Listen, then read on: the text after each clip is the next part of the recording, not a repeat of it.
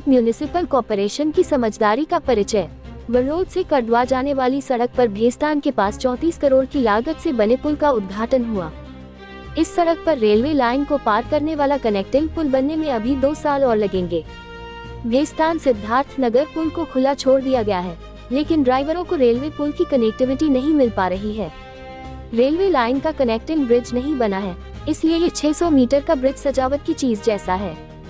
अगर यह railway bridge बन जाता है तो वेसु नेशनल हाईवे नंबर 48 से जुड़ जाएगा और डिंडोली लिंबायत के 5 लाख लोग डुमस, वेसु, अल्थान जल्दी पहुंच सकेंगे। अक्टूबर 2022 में मंगलम बिल्डकॉन को वर्क ऑर्डर दिया गया था और अक्टूबर 2024 में ब्रिज खुलने का टारगेट था।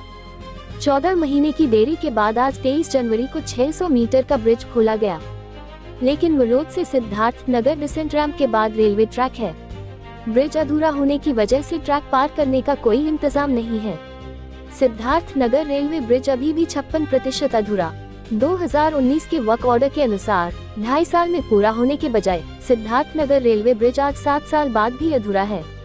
काम में देरी के कारण नगर पालिका के खजाने पर 15 करोड़ का अतिरिक्त बोझ पड़ा। ताज़ा खबर देखने के लिए देखते रहे स्टार न्यूज नेटवर्क। जय हिंद, जय भारत।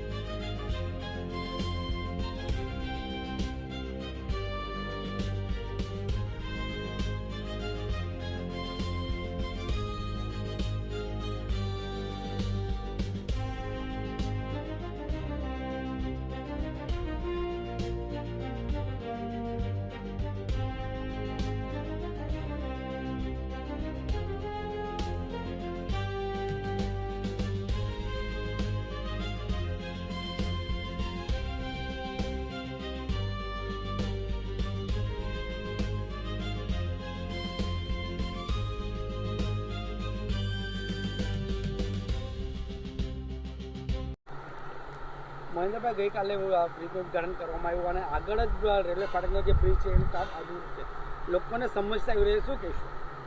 નમસ્કાર, મારું નામ મહેન્દ્ર પટેલ, મારી સાથે 84 વિધાનસભાના સહપ્રભારી વિકાસભાઈ અને શૈલેષભાઈ પટેલ, અમે આમ આદમી પાર્ટીમાંથી. હવે ગત રોજ જે ઉદ્ઘાટન કરવામાં આવ્યું છે તો આને કહેવાય બોડી વામનું ખેતર ગુજરાતી ભાષામાં. સુરત મહાનગરપાલિકા લાખો કરોડ રૂપિયાના છે ને ખર્ચો કરે, પણ એ ખર્ચો વ્યાજબી છે કે ગેરવ્યાજબી છે? શું પ્લાનિંગ હોવું જોઈએ? આમની પાસે કોઈ પ્લાનિંગ નથી. આ બધા ઠોઠ છે, આ નવા નિશાળે જેવું વ્યવહાર કરી રહ્યા છે. આ જે બ્રિજ તમે જુઓ છો, આ રેલવેને કનેક્ટેડ થવાનો છે, એક સ્પાન રાખવામાં આવ્યો નથી, અને એ બ્રિજનું ઉદ્ઘાટન કરનાર તો લોકોને મારવા માટે તમે બ્રિજનું ઉદ્ઘાટન કર્યું છે.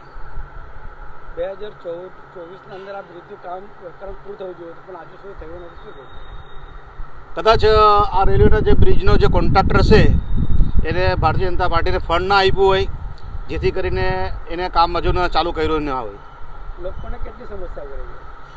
હવે બહુ મોટી મોટી વાત કરવામાં આવી હતી કે ભાઈ આ રોડ અમે ચાલુ કરીએ, બ્રિજ ચાલુ કરીએ તો લોકોને એક્સ્ટ્રા કનેક્ટિવિટી મળશે, પરંતુ લોકોની સુખાકારીમાં વધારા કરવાને બદલે ભારતીય જનતા પાર્ટી લોકોના દુખાકારીમાં વધારો કરી રહી છે એવું દેખાઈ રહ્યું છે.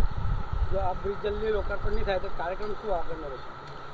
જો આ બ્રિજનું ઉદ્ઘાટન તો શું, કામગીરી કરવી પડે. કામગીરી કરાવવા માટે સરકારમાંથી મહાનગરપાલિકાને આ લોકોને બદલવા પડે.